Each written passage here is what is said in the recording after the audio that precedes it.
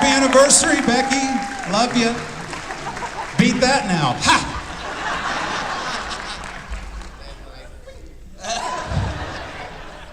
Sometimes I wish. Thank you. Schnoz Grimbatul. All right. Hey guys. So I have one selfish question.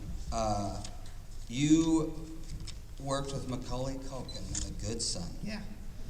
How was that set? That's an intense movie. Well, the movie's intense. Yes. But it was really fun to make because it's essentially like, it's like The Bad Seed. It's a horror movie.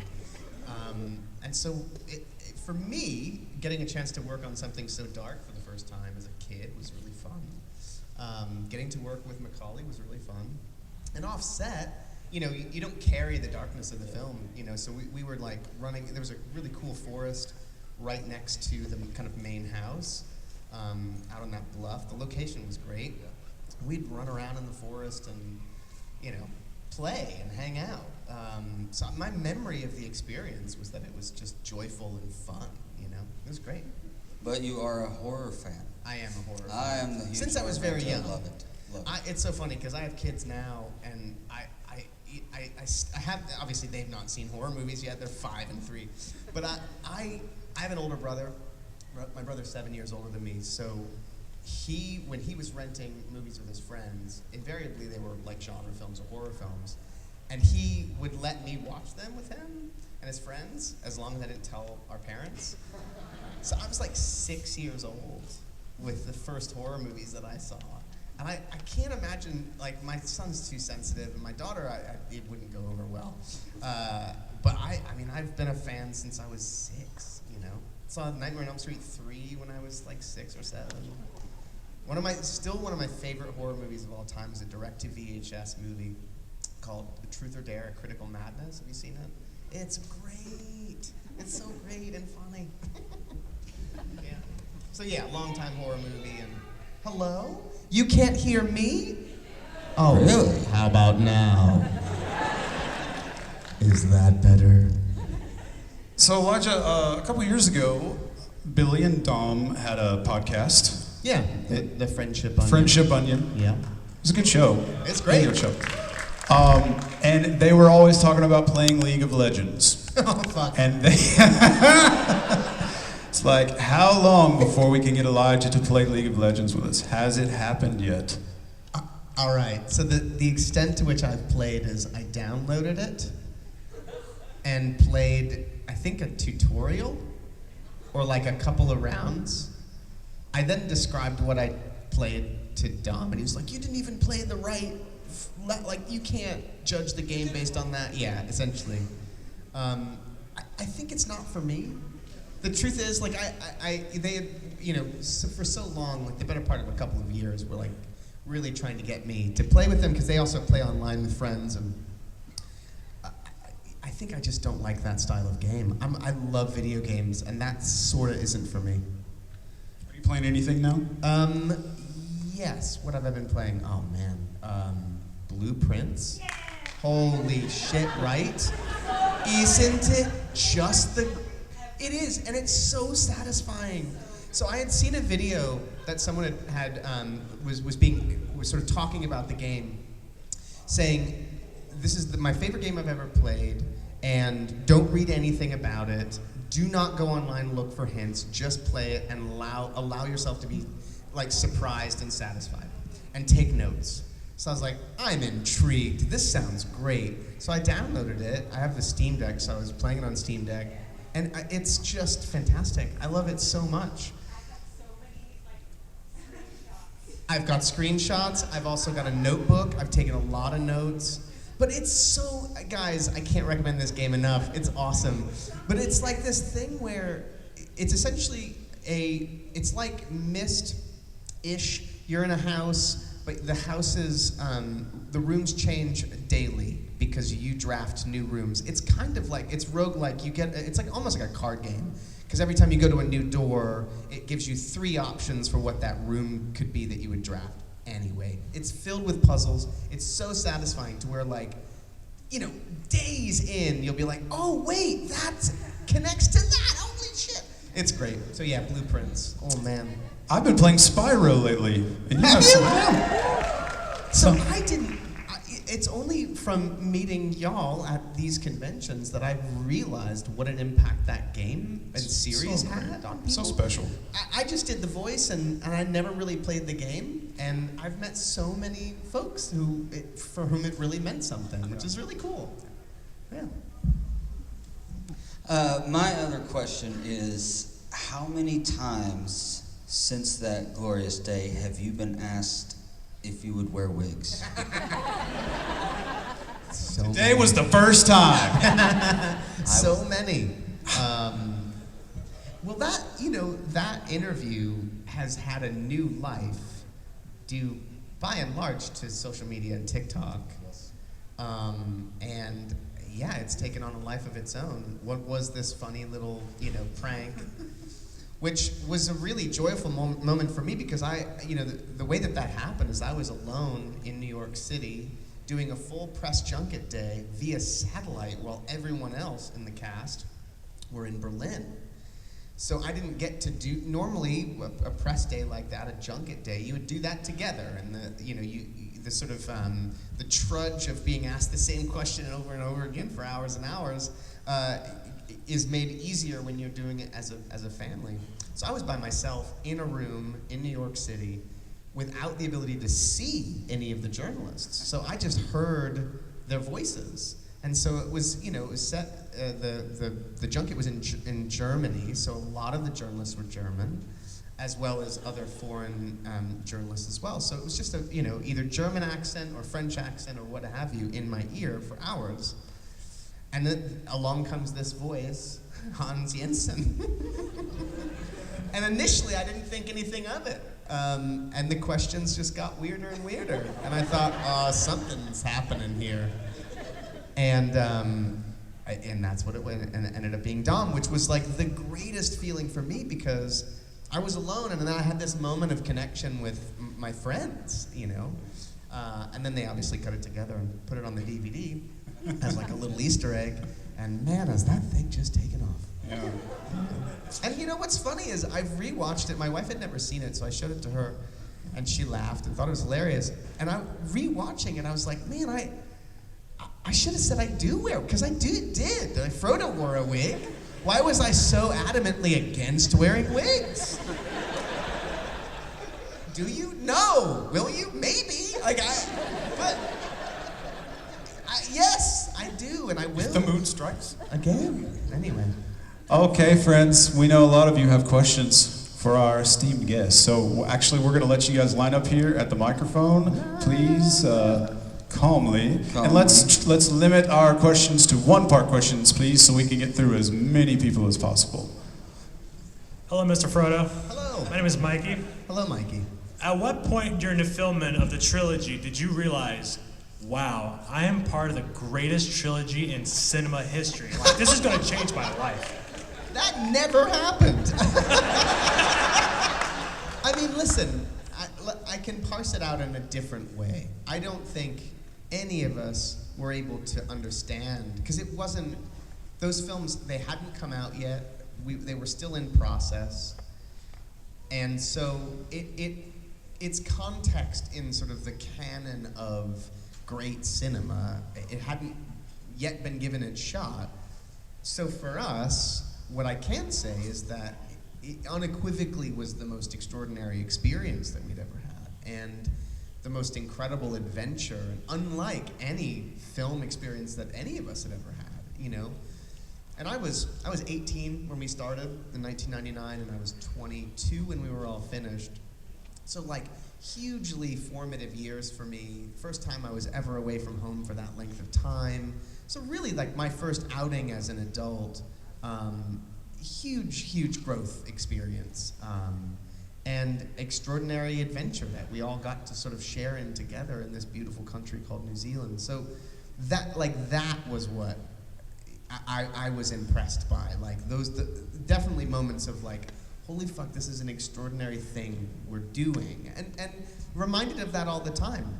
From flying to the top of a mountain, via helicopter, shooting scenes, to cresting a hill and seeing Hobbiton lay out before us, there were so many of those moments of something really special is happening, and we're all doing this together. Thank you. Yeah. Hello, Frodo. I just had a quick question. Yeah. During the filming of all the 3 movies, what's the one lesson you've taken from each one and continued to use it throughout your life? Oh man. From each film? Yeah, like certain lessons you've learned from like your co-stars or like the directors or anything like that. Specifically Lord of the Rings? Yeah. I don't know if there's a takeaway lesson that I learned, but I can say that I certainly grew as an actor, working opposite the extraordinary actors that I got to work opposite. You know, getting to see what Ian Holm would do from take to take and be inspired by that. You know, working opposite Ian McKellen, getting to sit and chat with Christopher Lee and hear extraordinary stories. You know, so on that level, so much was learned and gained. And then, you know, on a personal level, just like making some of the best friends of my life, you know, the sort of, the responsibility of it was immense. You know, like playing that character and bringing these characters to life that were so beloved, and sort of feeling that, the weight of that. But yeah, I don't know if there was like if I could identify specific lessons that were learned, but I can tell you that it had a huge impact on me as a human, and I know I emerged forever changed as a result of those experiences. Alrighty, thank you so much. Great question. Hello. Hi. How are you today? I'm good, how are you? That wasn't my question. I'm good, thank you though. Sorry. My question is, what memory from filming Lord of the Rings do you remember the most clearly? Not your favorite memory, but the one that you remember most clearly. I mean, so many stand out.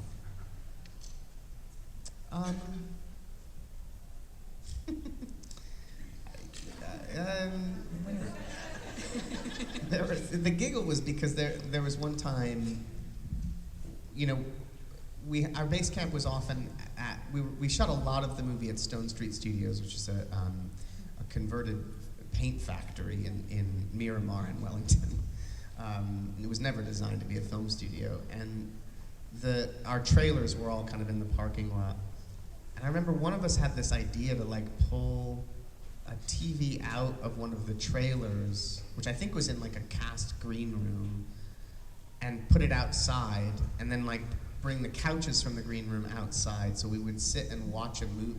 And I think we watched the documentary about R. Crumb, if memory serves, that way, just sitting outside and having our lunch outside in the sun. That's a really funny memory. It's very clear. But I don't know, like having lunch or brunch at the Chocolate Fish on weekends, which is this lovely little cafe that used to be kind of around the corner from Seatoon and the bays. Learning how to surf at Lyle Bay. I mean, there's so many.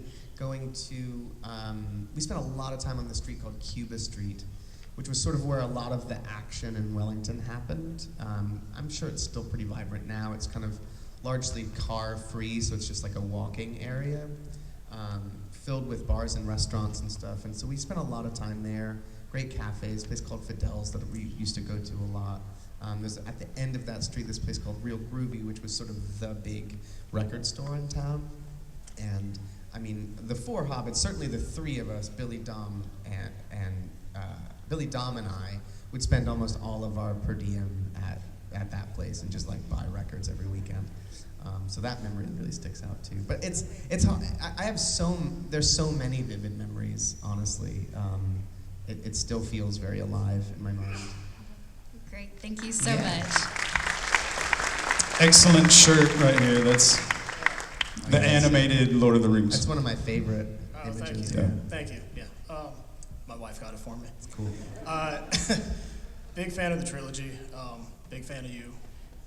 Aside from the trilogy, I'm a huge fan of Green Street Hooligans, and I'm just curious, like, what your mindset was when you decided, like, okay, I want to work on this movie. What were you thinking? Did you know a lot about what that movie was kind of about, the football, soccer, the firms, all that stuff, or was it just kind of interesting and you were like, I want to dive into this? Probably more the latter. I didn't know a lot about the culture, so the script in some ways was a real introduction to me to that culture and the sort of adjacent violence associated with being a fan. That is, has almost nothing to do with the game itself. It's all about the sort of these individual gangs, essentially, that were supporters of each team. So learning about that was really fascinating, and the script was such an interesting entry because you're really seeing it through Matt's eyes as this guy who is American and doesn't know. Mm-hmm. And I loved that view into the sort of underbelly, and found it really fascinating. So it was just the script and kind of the idea of it and the window into that world that was fascinating that I wanted to be a part of. Cool. Thank you. Appreciate it. Hope this isn't a downer, but how uncomfortable were you narrating the audiobook for Huckleberry Finn? Oh my God. Oh man. Uncomfortable, but it's that thing of like reading it, I'm sure all of us read that book growing up, so it was... Reading it on to the yourself. page is nothing. I know. Listening to you saying it over and over again while I'm driving my dad's car from Florida to New York, that was a different story. I can imagine. Yeah, I don't know. I haven't listened to it. We just recorded it and, gosh, did my best, but I don't know. I've since heard from people that have listened that they thought it was fine, but I don't know. I just thought it was very incongruous thinking that Frodo was reading this. I believe it was, we recorded it before I went to Lord of the Rings. Oh, really? I'm pretty sure. I I could be wrong. But I listened to it afterwards, obviously. All right, cool. Well, thanks a lot. Yeah, you're welcome. Howdy, how's it going? Hey, how are you? Just want to make sure you were the guy in Spy Kids 3. True. I just had to make sure. Have you been in anything else? That's all I know. A few things here No, and I'm just there. kidding. My big question was, obviously, loved you, Lord of the Rings, defining part of my childhood. Weirdly, a defining part of my early teens was watching Wilfred on Adult Swim. I was just wondering if you, I don't know if you've seen or are engrossed with, the theory craft around that show. I was just wondering if you had any personal, what is Wilfred? What do you think Wilfred is? Great question. I mean, Jason probably has a very different answer to mine. I believe that he's a figment of Ryan's imagination, kind of like Hobbes to his Calvin, a little bit. Gotcha. But yet one that has, I don't know, his ruin in mind. Wow. I think ultimately Wilfred has Ryan's best interest. It's just his methods are a little questionable, unorthodox. But yeah, I think we witness at the very beginning of the show a kind of mental break that Ryan has, and I think that shift brings about Wilfred, and it's the exact thing that he needs to sort of challenge him and push him outside of his comfort zone. Yeah. Awesome, thanks, man. Appreciate it. Yeah, you're welcome.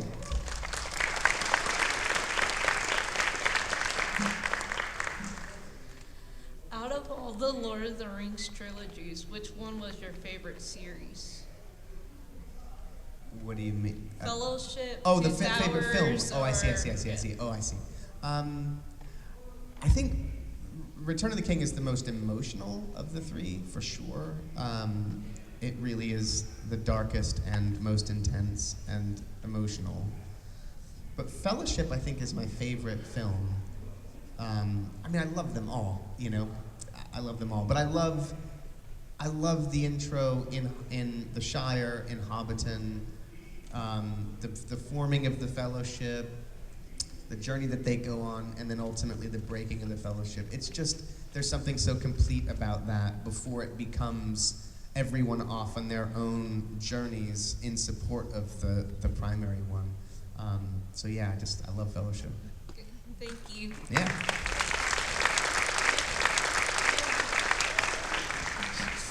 I'm a short yoke.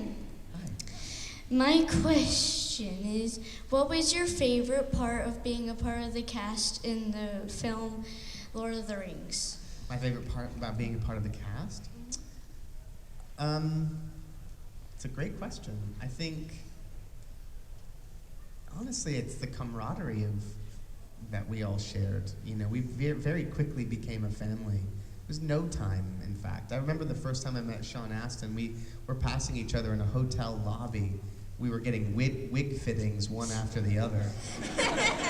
This was in Los Angeles. And I'd never met him before, but I knew who he was, of course, and had seen all of his films. And we just immediately embraced. We hugged each other, and he said, "Are you ready for this?" And I said, "Yeah." and that's how we met, and that sort of set the tone for how all of us kind of embraced each other. You know, there's something about knowing when you meet someone that you're about to go on a big adventure with them. And it really bonded all of us. And we had, you know, when we went to New Zealand initially, it was about, I think it was August of '99. And we started shooting in October. So we had a couple of months of getting to know each other and work, you know, doing rehearsals and spending a lot of time together, primarily the four hobbits, but everybody as well.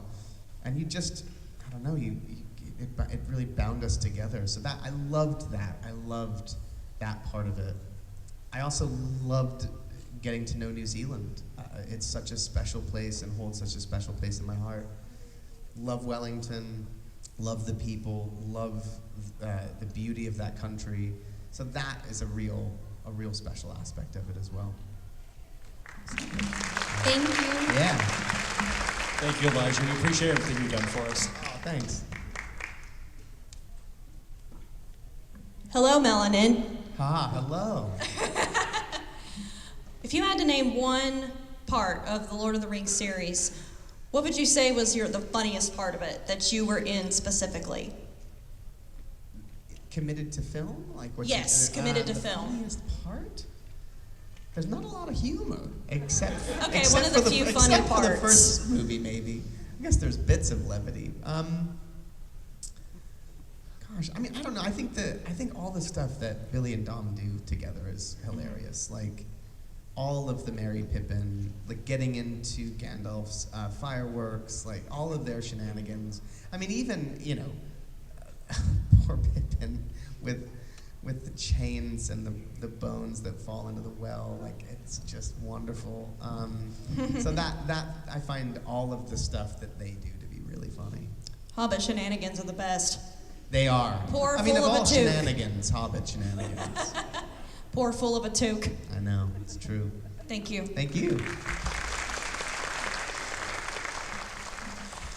Okay, so Mr. Frodo, so kind of a funny story. Back I was 10 years old. Me and my cousin, we used to take off our shoes and walk around barefoot and everything. We try to be a hobbit. Yeah. So I just want to ask, how many miles did you and your cat have to take in New Zealand? How many miles did you walk each day, or the whole trilogy altogether? Cumulatively. Yeah.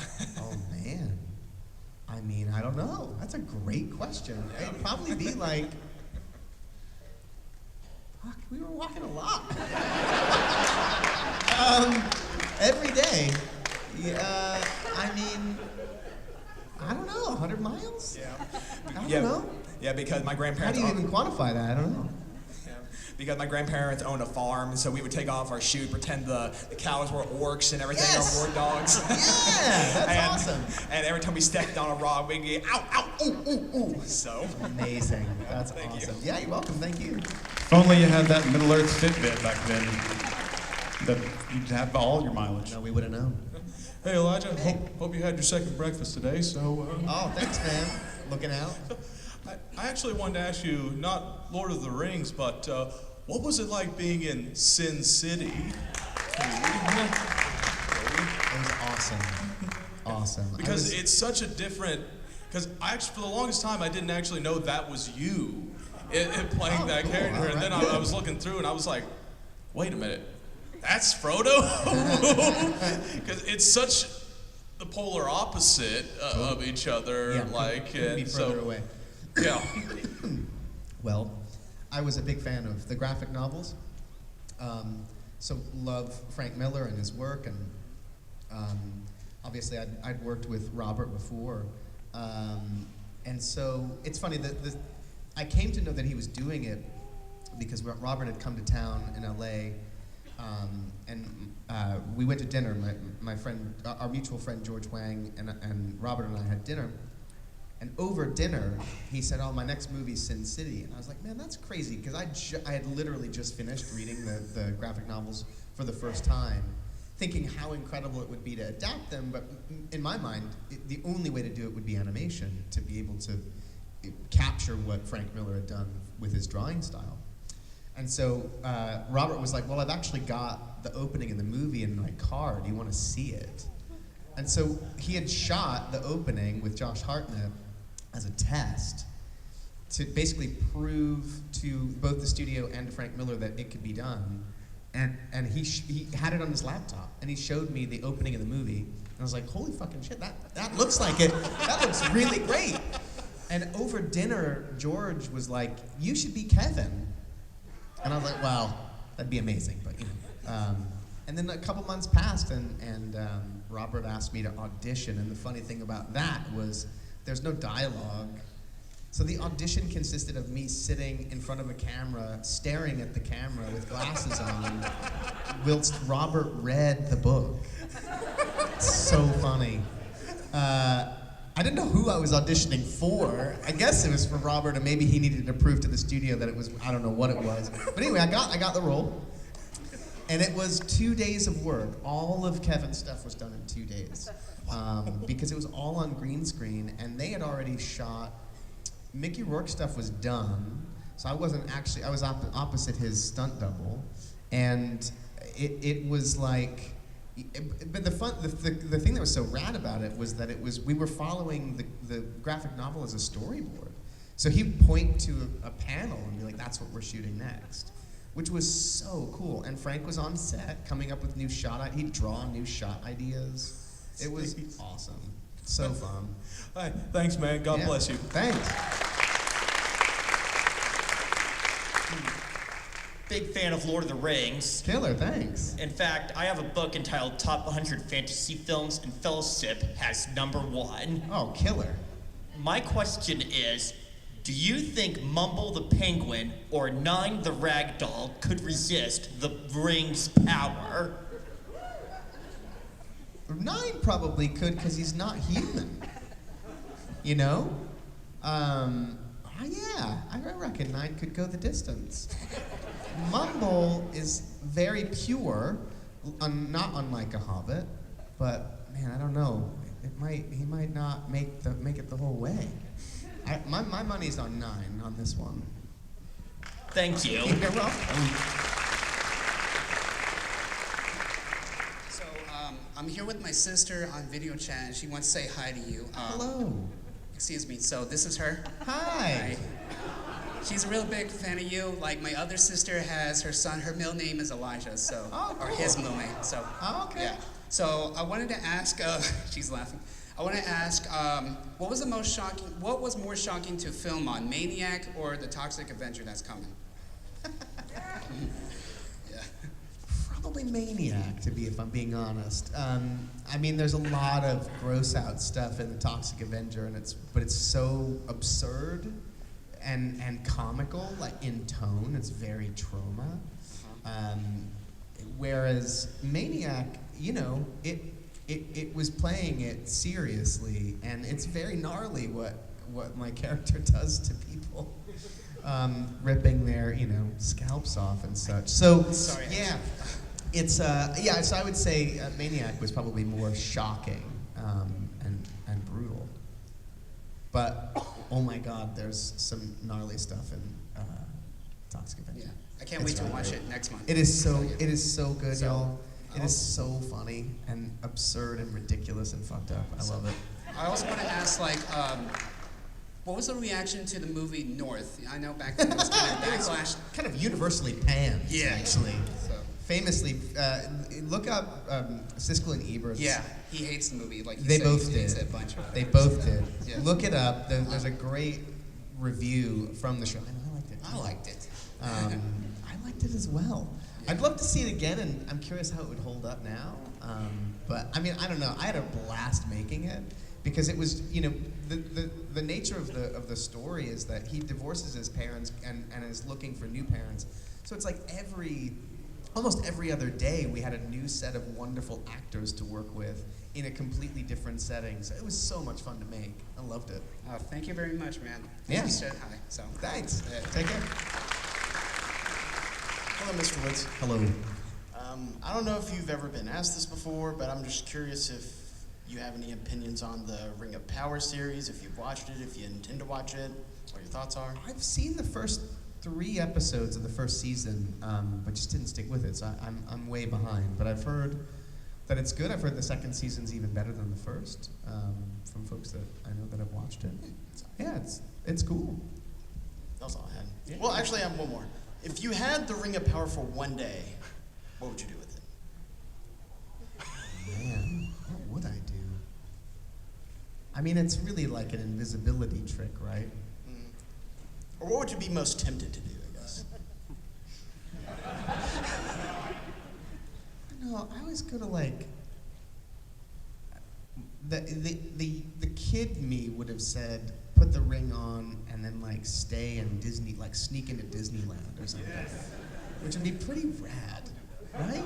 I don't have to be a kid to do that. I would do that right now. Wouldn't that be awesome? Yes. Get the head of line. Ah, yeah, that'd be kind of dope. Thank you. Yeah.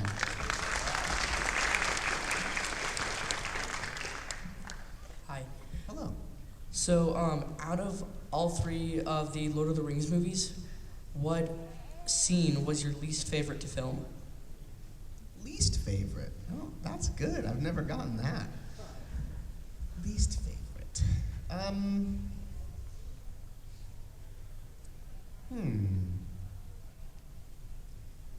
don't know. I mean, probably my least favorite scenes were there were these scenes that Sean and I would sort of we would dread a little bit because they were these. It was another. Here we are, Frodo and Sam on another styrofoam rock set.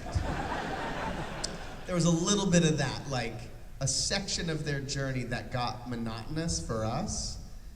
I mean, it was all necessary. Everything was meaningful, but there was like a little chunk where we're like, oh, here we are on another rock set. Because the deeper they get into like Mordor or the adjacent area, the less pretty it gets, and the more kind of dim. And so those were our least favorite, I think, maybe. Thanks. You're welcome. Good to see you again, Mr. Wood. Good to see you again, sir. So, before I tell you my question, I forgot to mention, along with 9 being my favorite animated movie of all time, it's resulted in becoming my favorite number as well. Oh, well, that's so, cool. and my question is 9 related. Did you enjoy working on the movie 9? And if they ever do a sequel, if Shanna Carr decides to do a sequel, would you reprise the role as the legendary 9? Oh man, yeah, of course. If they were to do a sequel, that'd be awesome. Yeah, I loved making the film. The film that I believe it was a short film that he made.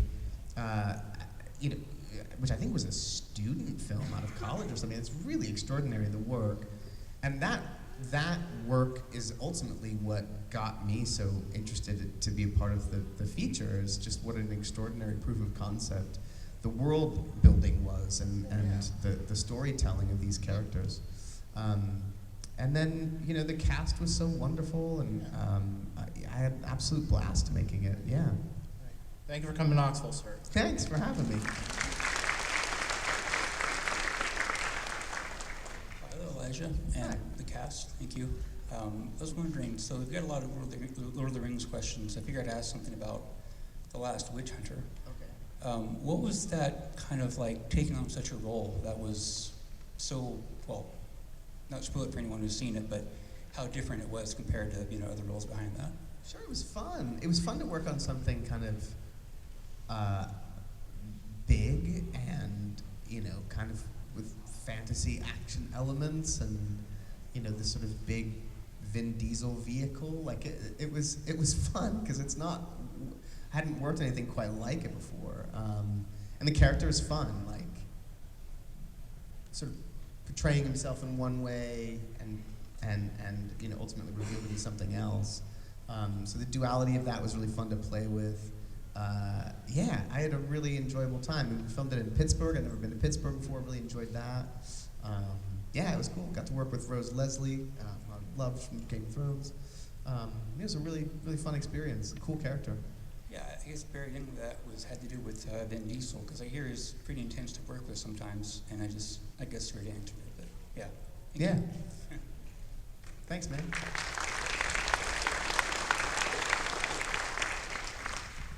All right, so this isn't related to anything you've starred in, like everything else is. I just want to know, have you ever played Fallout or seen the Fallout show, and which installment is your favorite, if so? I've never played it. Never played it. Never seen the show? And nor have I seen the show, but the show looks great. All right, well. And it looks very accurate to the game. I think there was one version of Fallout that I did mess around with briefly, and I can't remember which one it was, but it was cool. But I never, dove in. But the show looks great. All right, thank you. You're welcome. I feel as if I've disappointed you. And I'm sorry for that. Hello. Hello there. Hello there. General Kenobi. I'm sorry. But, I'm going to go along with the rest of the crowd and ask you a Lord of the Rings question. Great. Yeah. What do you think of Tolkien's Catholic influences while he was writing it? His Catholic influences? I don't know if I can speak to that. I mean, I think it informed a lot of both him and C.S. Lewis in terms of their writing. I feel like C.S. Lewis, it was much more baked into the narrative in a way that was much clearer than what Tolkien did. So that I can definitely speak to. C.S. Lewis was, Lion, the Witch, and the Wardrobe, and the subsequent books, it's allegory, right? Whereas I feel like Tolkien was drawing on the Industrial Revolution, man polluting the planet, war, the sort of dangers of war, these sorts of things. And I'm sure that there were probably theological elements woven in just due to his own faith, but beyond that, I'm no scholar in that regard, so I can't really speak to it. Thank you. Yeah. Hello. How did it feel filming with Andy Serkis in the mocap suit? Awesome. Awesome. Andy is a force of nature. He's incredible. And what he did to transform into Gollum in front of our eyes on a daily basis was extraordinary. It didn't feel like someone providing a reference past for animation. Like, he was physically there and gave as much to the physical part of his role as he did the voice. Working with him was amazing, and those scenes, he just gave us so much to work with, and to see Gollum come to life in front of your eyes was just amazing. I love Andy so much, and he is so unbelievably gifted and works so hard to make that character come to life. I think initially, I don't know that, he was hired, I think, a lot for his voice and what he was doing, but he drove the physicality of that role. It was so important to him. And he worked so closely with Weta Digital in the creation of that character. And so much of what he was doing on set was that, and gave himself 110%. In cold New Zealand mountain water, jumping into the river, it's just bananas. Just full-on commitment that was extraordinary to watch and made our jobs opposite him so much easier, Andy's the best. And I'm so excited about The Hunt for Gollum. So excited. And thrilled that he's going to be at the helm of that film, Thank you. Yeah. We do have time for one more question. Hi. Hello. I was wondering working with Orlando. Orlando? Oh, that elf. It was great. Yeah, Orlando was wonderful to work with. Hilarious. And we all picked on him a lot. No, he was awesome. He was amongst us, the one really carrying a specific race that was a different kind of character, and he brought that character, I think, to life so beautifully. The sort of stoicism and the stillness and the grace of the elves. Yeah, it was wonderful. And he, amongst Billy and Dom, myself, and only a few others, were sort of the youngest people. So we all really bonded and hung out a lot, and we were kind of a unit. We all learned to surf together and took trips together. So Orlando was sort of a part of the Hobbits a little bit. Yeah, I love Orlando. Thank you. Yeah. So we have got to wrap things up now, unfortunately. I'm sorry, guys, we couldn't get to everybody. We don't have time. We need them for like 3 more hours. But Elijah, before we let you go, is there anything going on, anything that we should be looking forward to that you want to share with everybody? Sure. Well, there's the Toxic Avenger is coming out in August. It was written and directed by... Yeah.